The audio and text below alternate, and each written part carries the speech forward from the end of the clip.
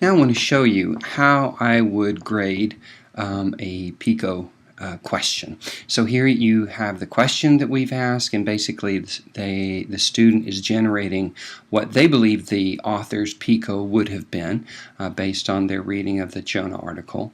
So here you see she begins in a population of overweight adolescents in this particular place in Norway. This is her population, and you can see here that she, rather than label the components within the narrative statement of the PICO question, she's laid them all out here below and very nicely.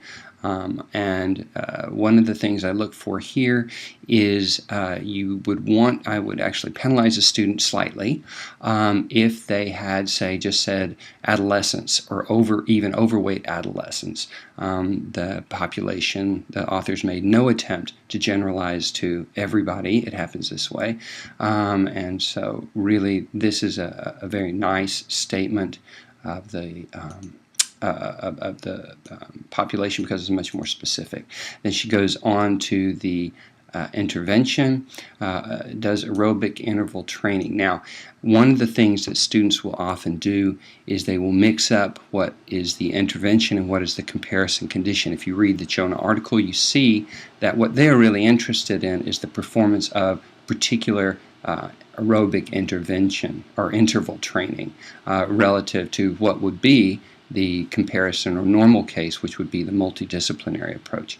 So if the student had flipped those, mixed up their I and their C, I would penalize them slightly for that.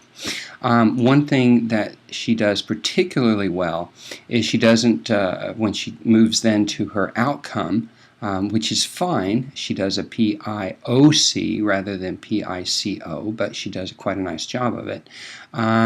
She could have just said improve cardiovascular risk factors.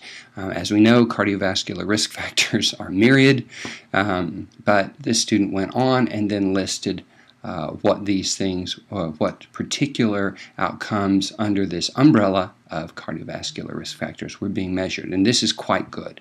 If she hadn't listed these, I would probably penalize her slightly and say, you know, can you list what the specific outcome measures of this more general outcome are? She did that, so full marks there. Then she states the comparison condition, a multidisciplinary approach.